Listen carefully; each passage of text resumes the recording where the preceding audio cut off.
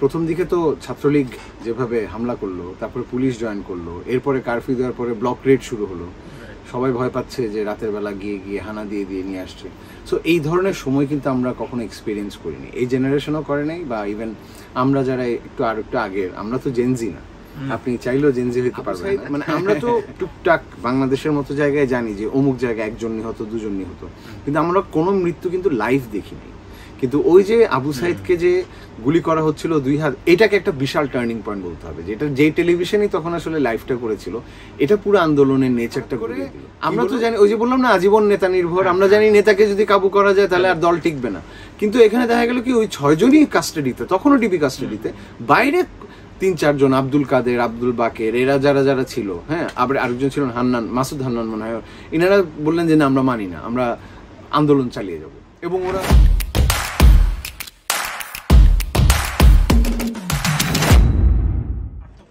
একটা তো বিশাল বড় চেঞ্জ।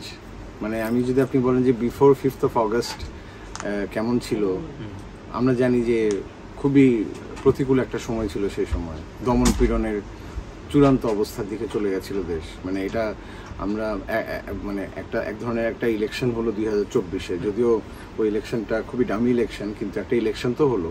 6 মাসের মধ্যেই একটা দেশে কারফিউ জারি করতে হচ্ছে 5-6 দিনের জন্য, ডিজিটাল বাংলাদেশ বলছি আমরা, কিন্তু ইন্টারনেট অফ করে দিতে হচ্ছে যেন কানেক্টিভিটি না থাকে কারোর সাথে। এবং সেই ইন্টারনেট বন্ধ করার জন্য যেই ধরনের বাহানাগুলো দেওয়া হলো যে অটোমেটিক বন্ধ হয়ে গেছে, আবার এটা হচ্ছে ওটা হচ্ছে।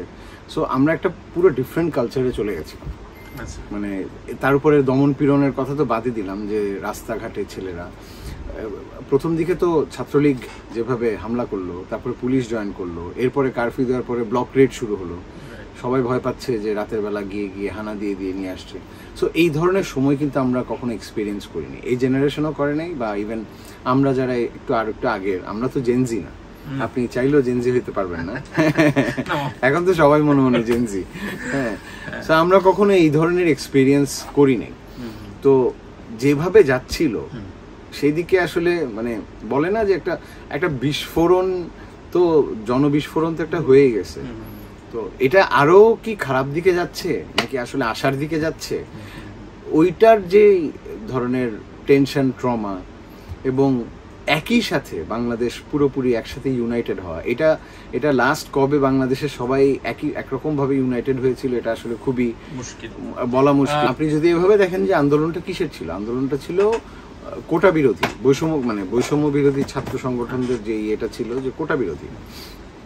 কিন্তু বিষয়টা তো আসলে কোটাতে মানে আটকে নাই, আর তখন এটা গণমানুষের আন্দোলন হয়ে গেল, যার জন্য ওরাই কিন্তু দেখেন বললো যে ছাত্র জনতার গণ অভ্যুত্থান, এখানে জনতা ইনভলভ হয়ে গেল। আমরা দেখলাম যে পরিমাণ মানুষ মারা গেছে, সেখানে ছাত্রর পাশাপাশি সাধারণ মানুষ, একদম ছোট বাচ্চা শিশু থেকে শুরু করে দরিদ্র মানুষজন যেভাবে মারা গেছে, বিভিন্ন পেশাজীবী লোকজন।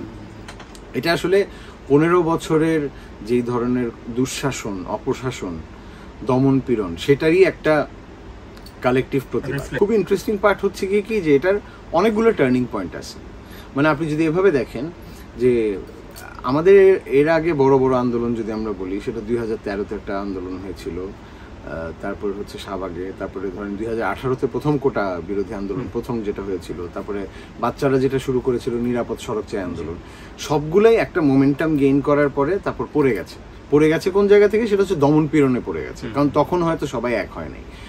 এইবারের আন্দোলনের বিউটিটা হচ্ছে যে এইবারের আন্দোলনের আপনি যদি হিসাবে দেখেন যে টার্নিং পয়েন্ট আমি কিভাবে বলবো, বাংলাদেশ আজীবন হচ্ছে গিয়ে কি এক নেতা নির্ভর জাতি, আমরা সবসময় একজনকে খুঁজি, হয় এ টিমের উনি হবেন, নইলে বি টিমের উনি হবেন। সো আপনি দেখেন যে এই আন্দোলন যখন শুরু হলো, এখানে কোনো একক নেতা নাই। আমি সেটাই বলছিলাম যে এর আগের কোটাটাও ছিল কি ভিপি নূর, সবাই জানতো যে ভিপি নূর সেটা লিড দিয়েছে, তারপরে সে ঢাকা বিশ্ববিদ্যালয়ের যে ছাত্র সংসদ নির্বাচনে নির্বাচিত হলো সেটা। কিন্তু এবার মজার ব্যাপার হচ্ছে কি এবার কোনো একক নেতা নাই, যার ফলে প্রথম দিকে হয়তো অনেকের মনেও হচ্ছিল যে এই আন্দোলনটা আদৌ টিকবে কিনা, কারণ ওই যে নেতা নির্ভর আন্দোলনে তো আমরা আসলে অভ্যস্ত। সো টার্নিং পয়েন্টের কথা আপনি যেটা বলছেন যে অনেকগুলো টার্নিং পয়েন্ট, একটা হচ্ছে গিয়ে কি আমি যদি ধাপে ধাপে এসে বলি, প্রথমটা ছিল হচ্ছে নর্মালি এরা কিন্তু কোটা বিরোধী আন্দোলন করছিল, ওদের মতো ছিল। তারপরে শেখ হাসিনা যখন বললেন যে সাংবাদিকদের উস্কানিতে যেই কথাটা উনি বললেন যে কোটা কি মুক্তিযুদ্ধের নাতিরা পাবে নাকি রাজাকারের নাতিরা পাবে, ওইটার মানে ওই সময় পর্যন্ত কিন্তু একটু স্তীমিত ছিল। ওই ঘটনার পরে কিন্তু আবার ঢাকা বিশ্ববিদ্যালয় জাগার পরে কি হলো, সেটাকে আসলে ভুল বুঝাবুঝি, যেই কথাগুলো পরে অজুহাত দিলেন শেখ হাসিনা, কিন্তু উনি ওই জিনিসটাকে মানে মিটিগেট করার চেয়ে উনি করলেন কি, বল প্রয়োগ করলেন। এবং বল প্রয়োগে কিন্তু প্রথম দিন ঢাকা বিশ্ববিদ্যালয়ে এক বিশাল বল প্রয়োগ হলো, আমরা দেখলাম। তারপরে সারা বাংলাদেশে ছড়িয়ে গেল। আবু সাইদ শহীদ হলেন। আবু সাইদের শহীদ হওয়াটা একটা বিশাল ঘটনা, কারণ আবু সাইদ মানে আমরা তো টুকটাক বাংলাদেশের মতো জায়গায় জানি যে অমুক জায়গায় একজন নিহত, দুজন নিহত, কিন্তু আমরা কোনো মৃত্যু কিন্তু লাইভ দেখিনি। কিন্তু ওই যে আবু সাইদকে যে গুলি করা হচ্ছিল 2 হাত, এটাকে একটা বিশাল টার্নিং পয়েন্ট বলতে হবে। যেটা যেই টেলিভিশনই তখন আসলে লাইভটা করেছিল, এটা পুরো আন্দোলনের নেচারটা ঘুরিয়ে দিল। কি হলো, প্রাইভেট ইউনিভার্সিটি জয়েন করলো, একটা বিশাল ব্যাপার। মানে পাবলিক ইউনিভার্সিটির আন্দোলন ছিল, প্রাইভেট ইউনিভার্সিটি কিন্তু কখনো কোটা নিয়ে খুব বেশি চিন্তা করে নাই, কিন্তু ওরা হঠাৎ করে রাস্তায় নেমে আসলো, ব্যাস আন্দোলনের একটা টার্ন হলো। তারপর সরকার করলো কি, দমন পীড়ন না করতে পেরে কারফিউ দিয়ে দিল। কারফিউ দেওয়ার পরে 6 দিন সবগুলো টেলিভিশন চ্যানেল আমরা কিছু দেখলাম না, ইন্টারনেট একটু একটু করে ওপেন করা শুরু করলো। এবং এর মাঝখানে এই সমন্বয়কদের মধ্যে 6 জনকে তুলে নিয়ে গেল, একবার হসপিটাল, একবার ডিবি। দেখেন আরেকটা টার্নিং পয়েন্ট বলি, এই 6 জনকে নিয়ে যখন গান পয়েন্টে রেখে ডিবি হারুনুর রশিদ, আগে তো নাহিদকে তো মানে নাহিদের তো আমরা মানে আক্রমণের ছবি দেখেছি, অত্যাচারের ছবি দেখেছি, কিন্তু এই যে 6 জনকে নিয়ে যখন আসলে পড়ানো হলো, ব্যক্তিগতভাবে আমার কথা যদি বলি, আমি সেই রাতে একেবারেই মুছড়ে পড়েছিলাম। আমার মনে হচ্ছিল যে যেইটা আসলে শুরু হলো সেটা শেষ। কিন্তু আরেকটা টার্নিং পয়েন্ট আপনি দেখেন, এই 6 জনেরটা কেউ সব মানে বাকিরা সবাই বুঝে গেল, বুঝে গিয়ে বললো যে না, আমরা এটা মানি না, আমরা রাস্তায় থাকবো। এটা আমরা কখনো আগে দেখিনি। হঠাৎ করে আমরা তো জানি, ওই যে বললাম না আজীবন নেতা নির্ভর, আমরা জানি নেতাকে যদি কাবু করা যায় তাহলে আর দল টিকবে না।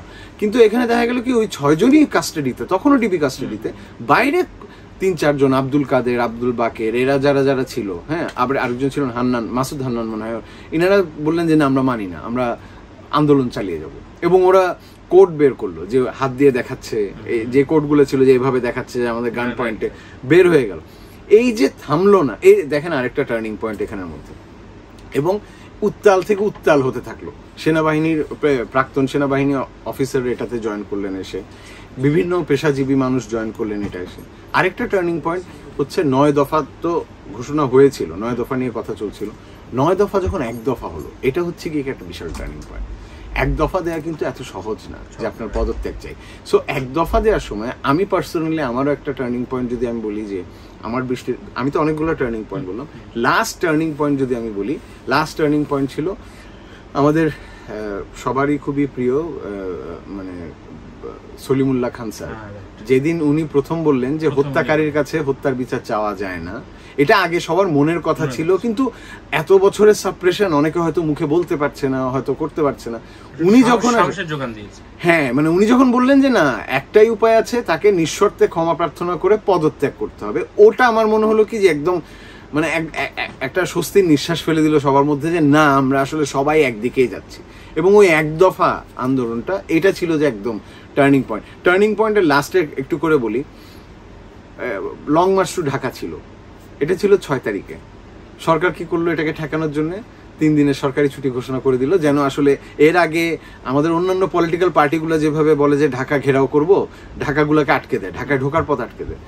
এই ছেলেগুলা, বৈষম্য বিরোধী আন্দোলনের যেই অগ্রভাগের মানে সেনারা, এরা কি করলো, 6 তারিখে 5 তারিখে নিয়ে আসলো।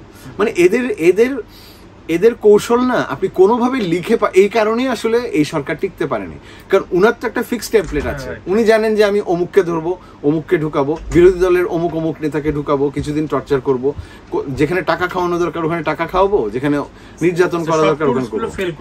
সবগুলো টেমপ্লেট ফেল। এরা চিনেই নেই এদেরকে, কারণ এটা কখনো হয় নাই যে আমি কাস্টাডিতে মেইন 6 জনকে নিয়ে আসলাম, বাইরে গিয়ে বললো যে না। এটা থেকে কিন্তু অন্যান্য রাজনৈতিক দলেরও শিখার অনেক কিছু আছে, যারা আমাদের বাংলাদেশে বিদ্যমান, এদেরও শিখার অনেক কিছু আছে, যে না, সারাক্ষণ এই টিম নিয়ে থাকলে হবে না, একটা বি টিম বানাতে হবে, একটা সি টিম বানাতে হবে, কিভাবে কাজ করতে হবে। মোরলেস যেটা হচ্ছে কি, আমি সবসময় একটা কথা বলি তানভীর ভাই, আপনার নিয়ত যদি সৎ হয়, নিয়ত যদি সাফ হয়, তাহলে সেটাকে ঠেকানোর ক্ষমতার কারণে। এবার সবার নিয়ত একসাথে সৎ এবং সাফ।